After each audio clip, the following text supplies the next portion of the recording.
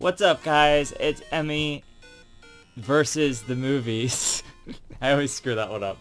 Anyways, here today we're talking about the Tetris movie. Now, when I originally heard about this, I thought to myself, how in the world could this be good, right? I thought it was gonna be some stupid thing like fucking, like they did with like Battleship or something, where they made it like this big epic thing with like blocks falling from the sky or some shit. No, it's actually it's like Tetris, like the story of Tetris, about the creation of Tetris and like who had the rights to it and stuff. From like imagine a movie like The Founder or like Social Network, like something like that, where we're there with the guy trying to license this thing the whole time. And it's like being torn between three different companies, essentially. Like Atari, and then like you have Mirrorsoft, and then Bulletproof Software, which is where our protagonist is the head of Bulletproof Software. And he's looking to secure all the rights to Tetris, but then he finds out that like Mirrorsoft had the rights, but it turns out like they really didn't have the rights the entire time, kind of thing. It's like this whole convoluted thing. And the story of Tetris, I've heard from many documentary and YouTube video, so I know it pretty well, but like it was just interesting to see it more dramatized and whatnot, of course. But, at the end of the day, also, there are a couple of silly scenes where it's like, you've got the creator of Tetris,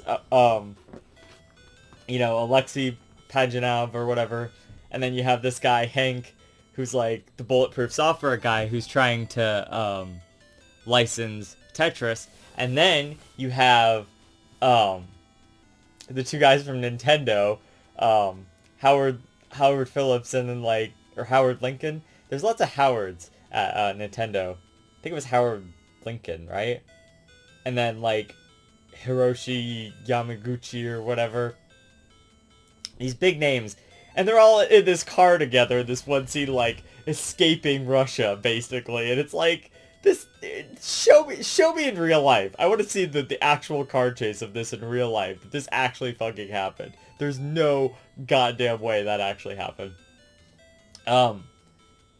But, aside from, like, one silly scene like that, which is still a great scene in its own right, it just took me out of it for a second. Like, the whole rest of the movie is, like, really actually pretty serious, and it's like, you really feel like most of that could have probably happened, probably did happen, or didn't happen in such a dramatic way. It definitely is so dramatized and movie-atized, but it's interesting, Like, obviously, like, the Social Network and The Founder, like, didn't happen exactly like that, like the real stories there, but they happen similar to that. It's based on a true story. They have to make it more epic for movies and stuff, but watching all of that unfold, the rights, and then now I'm arguing for these rights, and watching the tension between everything. He's not supposed to be going to fucking Russia. He pulls a fucking Nick Robinson right out of there and just goes anyway to secure these rights. There's a whole epic scene earlier on where he goes to Nintendo and he wants to like show them let's get Tetris on the Nintendo consoles, right? Instead of like Sega, who was the original deal that they had. But he's trying to get Nintendo on board. Like I don't know, like I think just for the console rights or something, somehow he's trying to get Nintendo on board. At the time I thought he knew that like thought that Mirrorsoft had the rights. Maybe at this point he's figured that out, I don't know. Anyway, they like take him in and they're like, sign this NDA, and then they like show him the Game Boy or whatever, and like 5 seconds later he has a like Tetris working on the Game Boy. I mean, I know it's a simple game and everything, but like it's funny, like little scenes like that, but it's still cool. It's still cool to watch that. And watch like him and Lexi's relationship grow as friends, and they definitely like, he's persistent. He wants to be this guy's friend. He doesn't want anything to do with him because he just thinks he's gonna screw him over. He thinks he's another businessman, but he just wants to show him, like, hey, I just really appreciated your game. I thought it was really cool, you know? And eventually, by the end, they are friends. And there's, like, this whole other side thing that's, like, also part of the story, like, the other half of the story that's, like, about the fall of the Soviet Union. Like, I doubt that, like, Tetris really played this much of an impact on it, but, you know, maybe a little bit. It dismantles the ideas of, you know, like, them doing the deal dismantles the ideals of, like, communism and whatever. It's like, it's a whole other thing, but it's all here in the movie, you know? It's like this whole complicated story around this game that's, like, just blocks falling on a screen, you know? Like, it's insane. Like, they wanted this. This is what they wanted. I mean, not specifically this, because that's the Game Boy Color and that's the Tetris DX, you know, that's, like, my favorite version. But very similar. They wanted this. They wanted the handheld rights. Once he figured out about a handheld, he wanted those rights. And then everyone else finds out, oh, handheld rights. Oh, yeah, we didn't even think about that. And then it's like, they have to define what a computer is, right? Because, like, is the NES and the handhelds, those count as computers? Like, they only had signed for the handheld rights. And then there's this whole thing about this $1 million, like, the big wig guy at Microsoft, like, doesn't have the money. That's what it ends up being at the end or something. But, like, if he doesn't pay that within a certain amount of time, the contract is, like, void. So then, like, that's how he gets the rights, I guess, in the end. Plus, he has the backing of Nintendo at, like, $5 million. So, yeah. You know, pretty cool. And royalties. Initially, he was going to pay him 25 cents on each cart sold, and then it was 50 cents. So, I mean, that's, you know, millions of carts. I mean, you're going to get a big, sizable return on that, you know? So, and the whole beginning is, like, him trying to, like, convince the bank that this is, like, a good idea and whatever. Like, this whole Tetris thing, because he, like, is this kind of, like, failed. He was trying to bring Go over, like, a Japanese sort of, or, like, a more Asian sort of game. That didn't really take off, but it's kind of complicated, Go, you know, and then it's, like, Tetris, though. That's easy to understand. Everyone really likes that, so he, you know, he wanted to bring it over. That's kind of the whole thing there, but, you know, it's, like, it's not as cool if I explain, like, all the little details of the movie.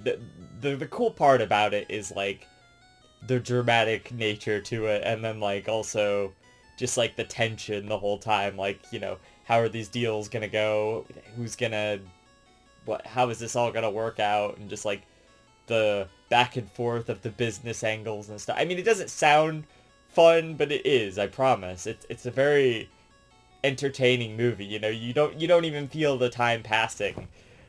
Like I said, like, the one scene that took me out of the movie, just because it was silly, was the car chase scene. Just because I'm like, this fucking, there's no way that those 4 people in a car together getting chased by, like, the Russian government. There's no fucking way that happened. But aside from that, it's a really cool movie. And that's a cool scene anyway, but, yeah. And, you know, like, Tetris, it's such a great game, also.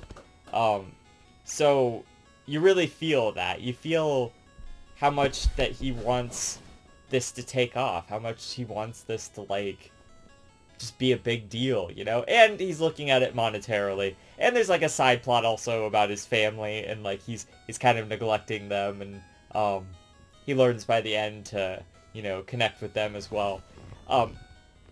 Even though, like, it was mostly about the Tetris thing the whole time, you know, like, but,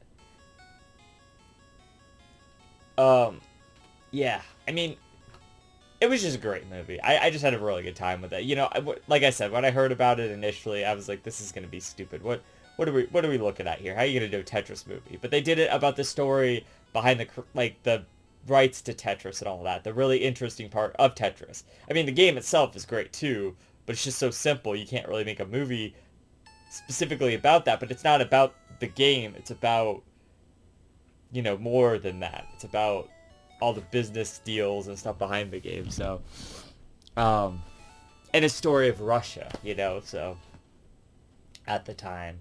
So, just a really interesting movie. I would say if you haven't seen it, you should definitely check it out if you're interested in video games in general, because like Tetris is one of those like really big and great stories, like especially if you like the NES era. That's kind of my big thing, so I always love stories like this, you know, like it's just a lot of fun, you know, at the end of the day. Um,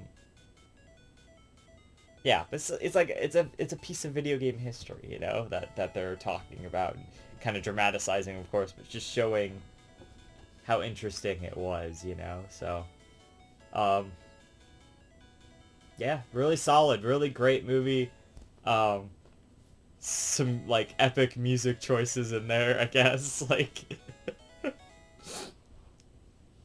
I don't know. It's just great overall. Really, really entertaining movie. Really fun, informative, you know? So, it was an important movie. Oh, but anyway, yeah, so, I think I'm gonna give it, like, I don't know, fuck. In terms of, like, a video game movie, like, you know, being an informative, entertaining movie, it's almost like a 10 out of 10 kind of movie. I don't know if that's, like, hyperbolic, that's, like, really big, but, like, I was thoroughly entertained. I think, like, a 9.7 or something, you know, like, I don't really have any problems with the movie, but it's, like, can I really give it a 10? You know, there's so many great movies out there that are a 10, but in terms of, like, video game-related movies, it's definitely up there as, like a 10, so, definitely recommend, highly recommend. It's a good movie, and came out last year. I mean, that's like, you know, that's recent. They could still make good movies like this. It's crazy. Like I always say, like, oh man, I'm kind of struggling to find good movies these days that aren't like older movies, and it's like, this was a good one, you know, I'm glad. So, until next time, you know, keep it classic, stick around for more reviews, underrated movies and games, and I'll see you guys in the next one. Emily, out.